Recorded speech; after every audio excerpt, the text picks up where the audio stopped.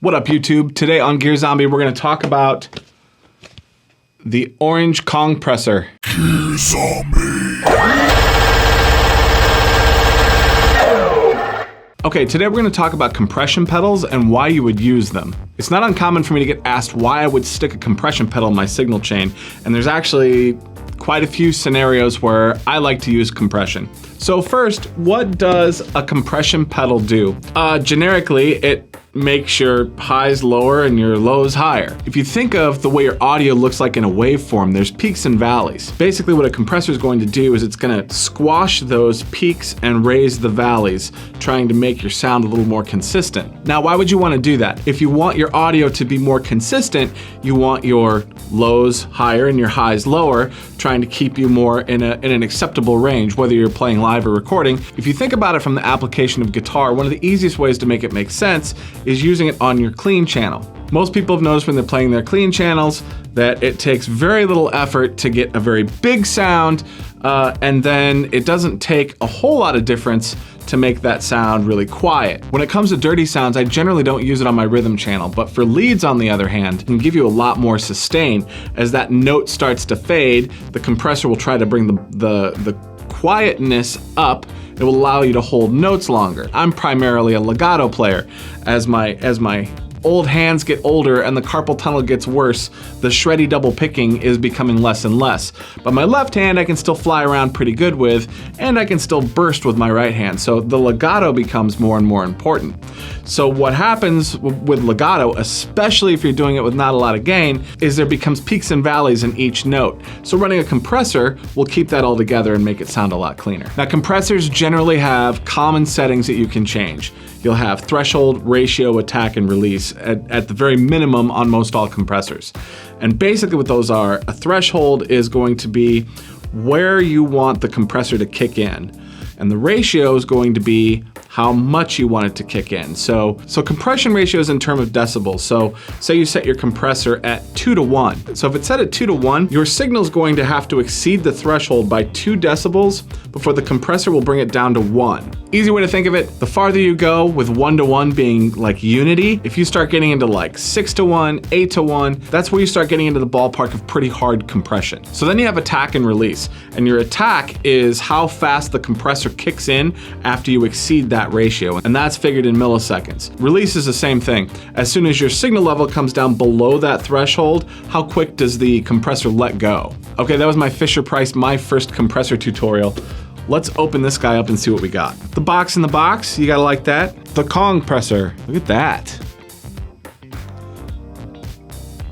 So let's see, on this one we have a volume, an attack and a release, and then we have a chime and a squash. I'm gonna assume the squash is our ratio. Okay, the volume is the output level, the squash controls the level of compression, release controls the compression's release time from fast to slow. Attack controls the compression attack time from fast to slow. Chime, activate treble control for boosting or cutting high frequencies. That's a nice option. Pretty cut and dry. Let's plug it in and see what we got. Okay, so I'm just running my Charvel through the compressor pedal, through my Hughes and Kettner. Okay, so let's set this up here.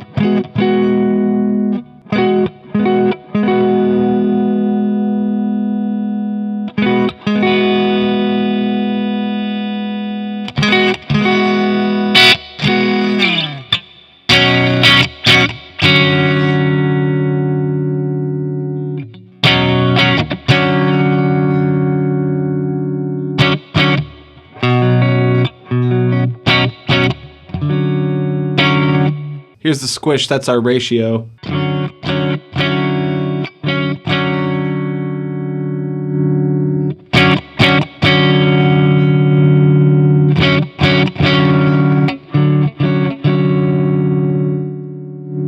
So you can see when I have the ratio cranked all the way up,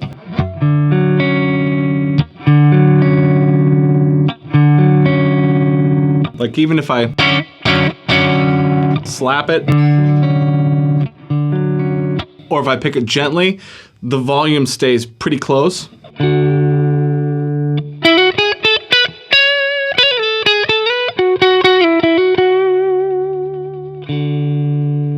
Let's compare real quick with it on and bypassed.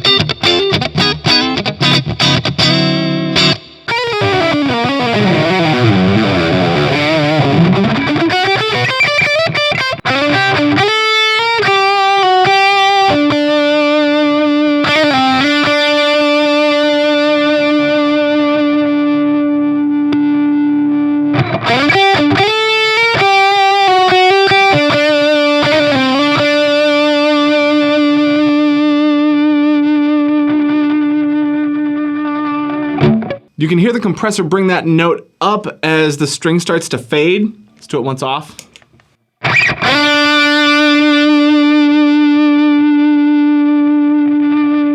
Compressor on.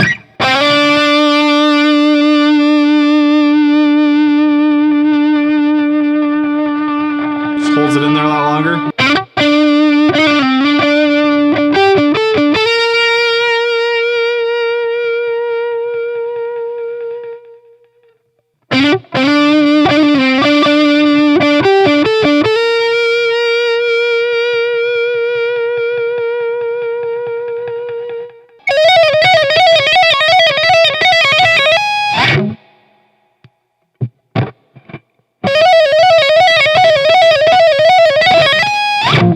All right, the Orange Kongpressor. Pretty cool. I'm gonna play with it some more and I'm gonna do a full write-up on gearzombie.com. And if you're interested, there'll be a link in the description if you wanna check it out. Do me a favor, hit like, hit subscribe. We got some covers that we're rolling out. We got all kinds of reviews that are going on. We got all kinds of stuff on iTunes, Apple Music, Google Music, wherever you get tunes. Until next time, Gear Zombie.